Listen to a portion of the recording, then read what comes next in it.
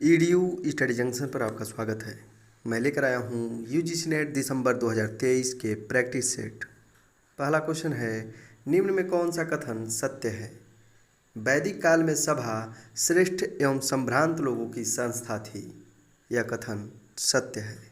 B, Rigveda में एक स्थान पर सभा को नरिष्ठा कहा गया है। यह कथन असत्य है। अथर्ववेद में एक स्थान पर सभा को नरिष्ठा कहा गया है। सी, ऋग्वेद में सभा का 9 बार चर्चा हुआ है। यह भी कथन असत्य है। ऋग्वेद में सभा का 8 बार उल्लेख हुआ है। अतः ऑप्शन ए सत्य है। अगला क्वेश्चन, किन विद्वानों का मानना है कि सिंधु सभ्यता बाढ़ के कारण नष्ट हुई? अर्नेस्ट मैके एवं जॉन मार्शल, गार्डन चाइल्ड एवं जॉन मार्शल, डीडी कौशाम्बी एवं गार्डन चाइल्ड, जॉन मार्शल एवं आर्लस्टाइन। आंसर है ए, अर्नेस्ट मैके एवं जॉन मार्शल ने सिंधु सभ्यता के पतन का कारण बाढ़ को माना है। जॉन मार्शल ने ही सिंधु सभ्यता के पतन का कारण प्रशासनिक शिथिलता को माना है। अगला क्वेश्चन, निम्न में कौन सही सुमेलित नहीं है? आलमगीरपुर हिंडन नदी, सूतका गेंडोर दास्क नदी, मांडा चिनाब नदी, दैमाबाद नर्मदा नदी। अतः ऑप्शन डी सही सुमेलित नहीं है। दैमाबाद गोदावरी नदी के तट पर स्थित था। आलमगीरपुर हिंडन नदी के तट पर, सूतका गेंडोर दास्क नदी के तट पर, मांडा चिनाब नदी के तट पर। आलमगीरपुर सिंधु सभ्यता का सर्वाधिक पूर्वी पुरा स्थल था। सूतका गेंडोर सिंधु सभ्यता का सर्वाधिक पश्चिमी पुरा स्थल था, जो बलूचिस्तान में स्थित है। मांडा सिंधु सभ्यता का सर्वाधिक उत्तरी स्थल था, जो जम्मू कश्मीर में स्थित है। तथा दैमाबाद सिंधु सभ्यता का सर्वाधिक दक्षिणी स्थल था, जो गोदावरी नदी के तट पर स्थित है। यह दैमाबाद महाराष्ट्र में है। अगला क्वेश्चन, नवपाषाण काल के संबंध में कौन सा कथन सत्य है? सर्वप्रथम नवपाषाण काल में कृषि कर्म आरंभ हुआ। यह कथन सत्य है। बी, नवपाषाण काल में अग्नि के प्रयोग प्रारंभ हुआ। यह भी कथन सत्य है। सर्वप्रथम पूरा पाषाण काल में अग्नि की खोज हुई, लेकिन इसका सर्वप्रथम प्रयोग नवपाषाण काल में हुआ। सी, सर्वप्रथम कुंभकारी इसी काल में दृष्टिगोचर होती है। यह भी कथन सत्य है। डी, नवपाषाण काल की खोज 1860 ईस्वी में ली मैसूरियर ने की थी। यह भी कथन सत्य है। 1860 ईस्वी में ली मैसूरियर ने टोन्स घाटी से नवपाषाण काल के उपकरणों की खोज की थी। अगला क्वेश्चन, सल्कों एवं फलकों पर बने औजार किस काल से संबंधित हैं? निम्न पूरा पाषाण काल, मध्य पूरा पाषाण काल, उच्च पूरा पाषाण काल या नवपाषाण काल।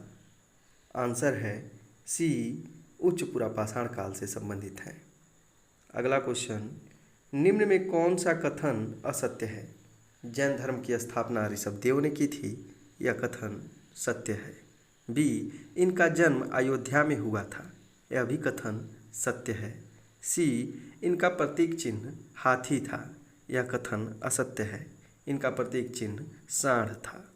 डी, इनकी मृत्यु अठवाय पर्वत पर या कैलाश पर्वत पर हुई थी। यह भी कथन सत्य है। अतः ऑप्शन सी असत्य है। अगला क्वेश्चन, बुद्ध ने अपना अंतिम उपदेश किसको दिया? आनंद को, उपालि को, बोधिकुमार को या सुभद्र को? आंसर है डी, सुभद्र को। बुद्ध का जन्म 563 ईसा पूर्व में हुआ था तथा महापरिनिर्वाण 483 ईसा पूर्व में कुशीनगर में हो गई। अगला क्वेश्चन, गौतम बुद्ध के निर्वाण का प्रतीक चिन्ह है घोड़ा, पीपल, स्तूप या पद चिन्ह। आंसर है डी, पद चिन्ह। घोड़ा उनके गृह त्याग का प्रतीक चिन्ह है, पीपल उनके ज्ञान का प्रतीक चिन्ह है, स्तूप उनकी मृत्यु का प्रतीक चिन्ह है। अगला क्वेश्चन, हरिहर के रूप में शिव की विष्णु के साथ सर्वप्रथम मूर्तियां किस युग में बनाई गईं? शुंग काल में, गुप्त काल में, मौर्य काल में या वाकाटक काल में? आंसर है बी, गुप्त काल में। अगला क्वेश्चन, किस महाजनपद का प्राचीन नाम मालिनी था? अंग का, मगध का, काशी का या कौशल का? आंसर है ए, अंग का प्राचीन नाम मालिनी था। अंग का प्राचीनतम उल्लेख अथर्ववेद में मिलता है। कालांतर में बिंबिसार ने अंग को जीतकर मगध साम्राज्य में मिला लिया। अंग की राजधानी चंपा थी, मगध की राजधानी राजगृह थी, काशी की राजधानी वाराणसी थी तथा कौशल की राजधानी अयोध्या थी। अगला क्वेश्चन, सर्वप्रथम किसने सेंड्रोकोटस की पहचान चंद्रगुप्त मौर्य से की? स्ट्रैबो, जस्टिन, एरियन या विलियम जोन्स? आंसर है डी, विलियम जोन्स ने सर्वप्रथम सेंड्रोकोटस की पहचान चंद्रगुप्त मौर्य से की। स्ट्रैबो तथा जस्टिन ने चंद्रगुप्त मौर्य को सेंड्रोकोटस, एरियन तथा प्लूटार्क ने एंड्रोकोटस कहा है। अगला क्वेश्चन, अभिलेखों में अशोक की किस एकमात्र पत्नी का उल्लेख मिलता है? महारानी देवी, पद्मावती, तिस्रक्षिता या कारुवाकी? आंसर है डी, कारुवाकी। अगला क्वेश्चन, निम्न में कौन सही सुमेलित नहीं है? प्रवेश से, निर्यात कर, निष्काम्य, आयात कर, प्रणय, आपातकालीन कर, परिहारिक, कर से मुक्त गांव? ऑप्शन ए और बी सही सुमेलित नहीं है। प्रवेश से आयात कर था जबकि निष्काम्य निर्यात कर था। प्रणय आपातकालीन कर तथा परिहारिक ऐसे गांव जो कर से मुक्त होते थे परिहारिक कहलाते थे। अगला क्वेश्चन, अजंता की कौन सी गुफा संख्या सर्वाधिक प्राचीन है? 9, 10, 11, 12, 14, 15 या 16, 17?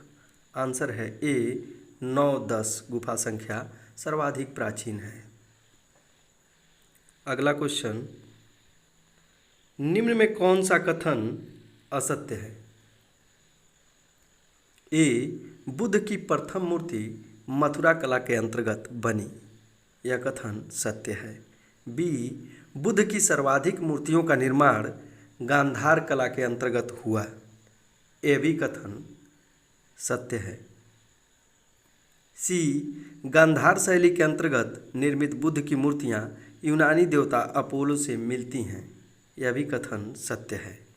डी, गांधार कला का सर्वाधिक विकास गुप्त काल में हुआ, यह कथन असत्य है। गांधार कला का सर्वाधिक विकास कुषाण काल में हुआ। अगला क्वेश्चन, सर्वप्रथम किस गुप्त शासक ने चांदी के सिक्के चलाए थे? चंद्रगुप्त प्रथम ने, चंद्रगुप्त द्वितीय ने, समुद्रगुप्त ने या कुमारगुप्त ने? आंसर है बी, चंद्रगुप्त द्वितीय ने सर्वप्रथम चांदी के सिक्के चलवाए थे। सर्वाधिक सोने के सिक्के गुप्त शासकों ने चलवाए तथा सर्वाधिक शुद्ध स्वर्ण सिक्के कुषाण शासकों ने चलवाए थे। सर्वप्रथम लेख युक्त सिक्के इंडो ग्रीक शासकों ने चलवाए थे।